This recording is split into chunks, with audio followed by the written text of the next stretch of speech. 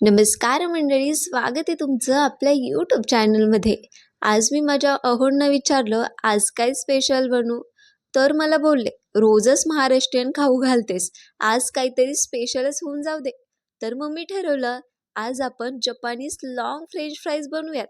बनवायला एवढे सोपे आणि खायला तर आ हा हा हा, तुम्ही एकदा बनवूनच पहा.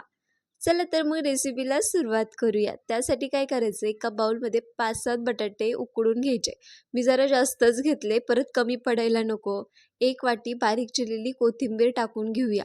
बटाटे चांगले मॅश करून घेतले.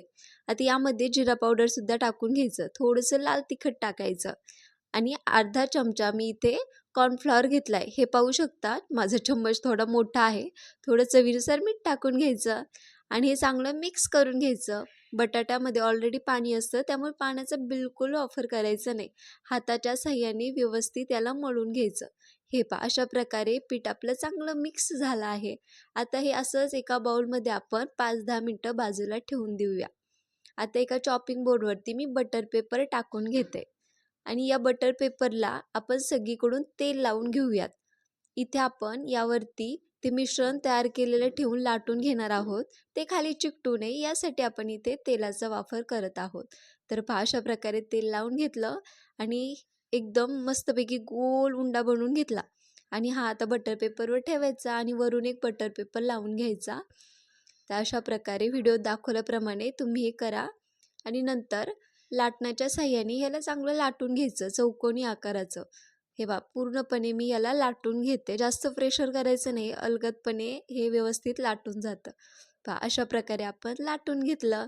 एकदम परफेक्ट झालं आहे.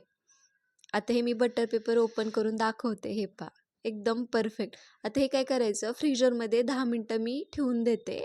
10 मिनटानंतर चाकूच्या साहाय्याने असे उभे काप करून घ्यायचे. खूप लाँग फ्रेंच फ्राईज तयार होतात. तुम्ही पाहू शकता व्हिडिओ दाखवल्याप्रमाणे. तुम्हाला एवढे मोठे हवे नसतील तर एक मधून परत अर्धा काप करायचा, मग छोटेही तयार होतात. पहा, अशा प्रकारे मी सगळे उभे कट करून घेतले. कढईमध्ये तेल तापवून घेतलं आणि यामध्ये एक एक करून आपण लाँग फ्रेंच फ्राईज सोडून देऊयात. आता एका वेळी मी 4 टाकून घेते.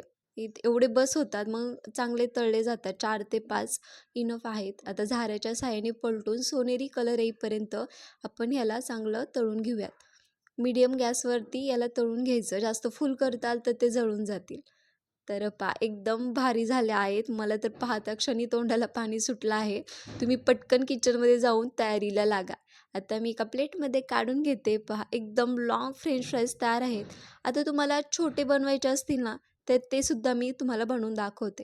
आता तेच मी अर्धे काप केले आणि छोटे छोटे फ्रेंच फ्राईजसुद्धा तेलात टाकून आपण सोनेरी कलर येईपर्यंत तळून घेऊयात.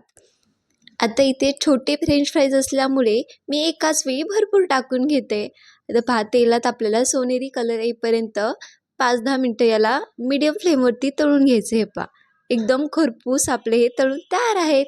तर अशा प्रकारे तयार आहे आपली Japanese long French fries recipe. पहा, आहे की नाही बनवायला सोपी? चला तर मग तुम्ही पटकन जाऊन ही बनवा.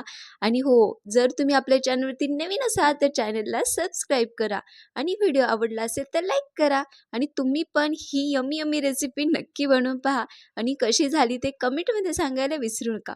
भेटूया अशाच एका नवीन खमंग झटपटीत रेसिपीमध्ये. तोपर्यंत घरगुती खा आणि निरोगी राहा.